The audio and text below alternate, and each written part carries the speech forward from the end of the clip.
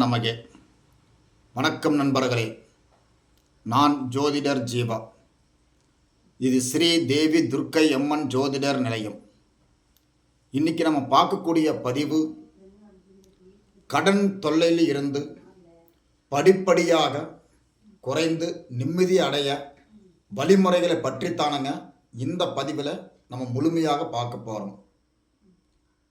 அப்போ நம்ம ஏதோ ஒரு விதத்தில் யாரடியாவது கடன் வாங்கியிருப்போம்.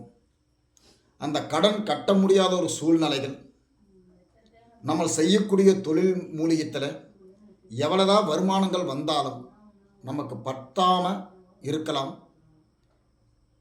இல்லை லோன் வாங்கி நம்ம கட்ட முடியாத ஒரு சூழ்நிலைகள் இருக்கலாம். நம்ம வருமானங்கள் குறைவாக கூட இருக்கலாம்.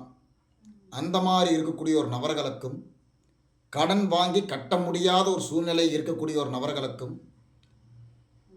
அந்த கடன் எப்படி நம்ம படிப்படியாக குறைந்து நம்ம குடும்பத்தில் ஒரு நிம்மதி ஸ்தானத்தில் வாழ வேண்டும் அப்படின்னு நினைக்கக்கூடிய ஒரு நபர்களுக்கு மட்டும்தானுங்க இந்த ஒரு சின்ன ஒரு பதிவு. அதாவது நீங்கள் ஒரே ஒரு விஷயம் மட்டும் தெரிஞ்சுக்கோங்க. நம்ம எவ்வளோதான் பாடுபட்டாலும் எவ்வளோதான் சம்பாதிச்சாலும் நம்ம வீட்டுக்குள்ளே நம்ம இருக்கக்கூடிய இடத்துலிங்க ஒரு 10 ரூபாய் என்பது மிச்சமாகணும். அதுக்கு தான் பாடுபட்டதுக்கு ஒரு அர்த்தம். இல்லை எவ்வளோ பாடுபட்டு பலன் இல்லாமல் போயிருச்சுன்னா நமக்கு ஒரு நிம்மதி கொடுக்காதுங்க. அப்போ செய்யக்கூடிய தொழில் ஒரு முன்னேற்றங்கள் வரணும். நமக்கு இருக்கக்கூடிய குடும்பத்துக்குள்ள ஒரு நிம்மதிகள் கிடைக்கணும். வருமானத்தில் ஒரு முன்னேற்றங்கள் வரணும். செய்யக்கூடிய தொழிலிருந்து ஒரு டெவலப் ஆகணும். 4 பேருக்கு மத்தியில் ஒரு கௌரவமாக வாழணும் அப்படின்னு நம்ம மனசார நினைச்சோம்னா இந்த கடன் தொழிலில் இருந்து படிப்படியாக குறைஞ்சு நம்ம குறைஞ்சா மட்டும்தானுங்க நம்ம ஒரு நிம்மதியாக வாழ முடியும். பொதுவாக கடன் வாங்கினாலும் கட்ட முடியாத ஒரு சூழ்நிலைகள் உருவாகலாம். அப்போ அந்த உருவாகக்கூடிய ஒரு நபர்களுக்கு இந்த ஒரு பதிவு உங்களுக்கு ஒரு முக்கியத்துவமாக இருக்கும் நம்பிதானுங்க இந்த ஒரு பதிவு உங்களுக்கு நான் பதிவிடுகிறேன். நீங்கள் செய்ய வேண்டிய ஒரே ஒரு விஷயம் என்னன்னு பார்த்தீங்கன்னா, நீங்கள் இருக்கக்கூடிய இடத்துல அருகில் ஏதாச்சும் ஒரு மருந்து கடை, ஒரு பலசாறு கடை, ஏதோ ஒரு கடையில் போய் பார்த்தீங்கன்னா இந்த நாட்டு மருந்து விற்கிறாங்கல்லங்க, அந்த மாதிரி கடையில் போய் கேட்டிங்கன்னா ஒரு செம்பு தகடு, ஒரு தகுடு என்பது ஒரு அடிக்கு அடிங்க என்பது தகுடு என்பது வாங்கி அந்த தகுட்டிலிங்க உங்களுடைய பெயரும் உங்கள் குடும்பத்தோட பெயரும் நீங்கள் விரும்பி வணங்கக்கூடிய தெய்வத்தோட பெயர்கள் அதில் எழுதிங்க. உங்களுக்கு என்ன பிரச்சனை உள்ளதோ அந்த பிரச்சனை அந்த தகுட்டில் எழுதி அந்த தகுட்டு மேல் 9 நவுதானிகள் பரப்பி விட்டு மண் விளக்கில், அதாவது இந்த கார்த்திகை விளக்கு இருக்குதுல்லங்க, கார்த்திகை விளக்கு, அந்த கார்த்திகை விளக்கில் தேங்காய் எண்ணெய் ஊற்றி சிவப்பு திரி இருக்குது பாருங்க, ஒரு வெள்ளை திரி ஒன்று வாங்கி கொஞ்சம் குங்குமம் தடவினீங்கன்னா சிவப்பு திரி ஆயிரும். அந்த சிவப்பு திரிங்கிறது அந்த கார்த்திகை விளக்கில் போட்டுங்க.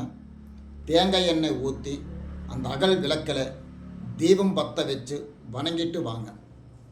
நீங்கள் உங்களோட வீட்டில் பூஜை ரூம்பு இருக்குமல்லங்க, சாமி பூஜை ரூம்பு, அந்த பூஜை ரூம்புக்கு அந்த தகுட்டு வச்சு அந்த தகுட்டு மேல் 9 நவதானிகள் பரப்பி விட்டு அந்த அகல் விளக்கில் தேங்காய் எண்ணெய் சிவப்பு திரி போட்டு அந்த எண்ணெயில் அந்த தீபம் பற்ற வச்சிங்கன்னா நீங்கள் இருக்கக்கூடிய இடத்துல ஒரு முன்னேற்ற ஸ்தானங்கள் கண்டிப்பாக கிடைக்கும்.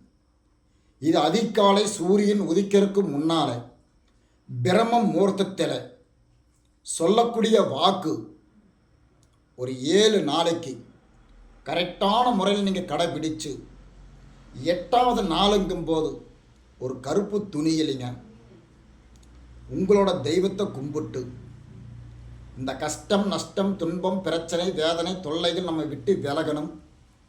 இந்த கடன் தொல்லையில் இருந்து நம்ம ஒரு முன்னேற்றங்கள் கொடுக்கணும். நம் குடும்பத்தில் ஒரு செழிப்பாக நம்ம வாழணும்.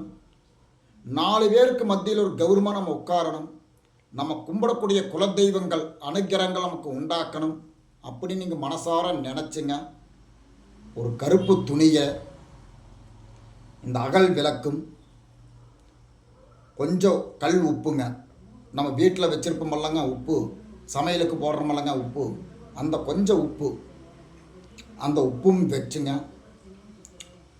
உங்களோட தெய்வத்தை கும்பிட்டு இந்த தகட்டையும் நாளாக மடித்து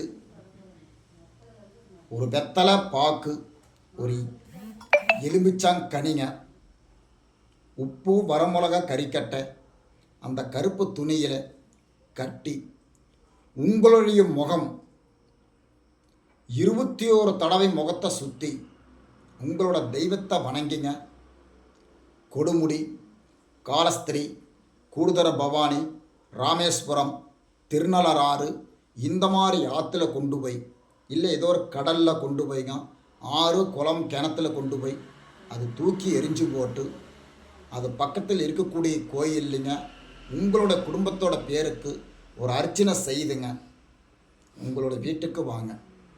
உங்கள் வீட்டுக்கு வந்த பிறகு ஒரு டம்ளர் மஞ்சள் தண்ணி எடுத்து அந்த மஞ்சள் தண்ணியில் கொஞ்சம் கல் உப்பு போட்டு உங்கள் வீட்டுக்குள்ளே வீட்டு மேலே தெளித்து விட்டு பாருங்கள். 7 நாள் கரெக்டான முறையில் நீங்கள் சாமி கும்பிட்டு 8வது நாள் நான் சொன்ன மாதிரி நீங்கள் செஞ்சிட்டிங்கன்னா எல்லாமே நன்மைகள் பிறக்கும். இந்த கடன் தொல்லையில் இருந்து படிப்படியாக குறைஞ்சு நிம்மதி அடையறக்கு ஒரு வழிமுறை தானுங்க இந்த ஒரு வழிமுறை. இது திருப்தியான முறையில் நீங்கள் செஞ்சு விட்டுட்டிங்கன்னா உங்களோட குடும்ப வாழ்க்கையில், பழக்க வழக்கத்தில், நம்புகிற இடத்துல, எதிர்பார்க்குற காரியத்தில், நீங்கள் எதிர்பார்க்காத காரியம் அனைத்து வகையிலும் ஒரு நல்லது நடக்கும். ஒரு தொழிலில் ஒரு முன்னேற்றங்கள் கொடுக்கும். குடும்பத்துக்குள்ள ஒரு நிம்மதிகள் கண்டிப்பாக உண்டாகுங்க. சரிங்களா? இது உங்களுக்கு கண்டிப்பாக ஒரு யூஸ்ஃபுல்லாக இருக்கும் என்று நம்பி உங்களுடன் விடைபெறுகிறேன். உங்கள் ஜோதிடர் ஜீவா. நன்றி, வணக்கம்.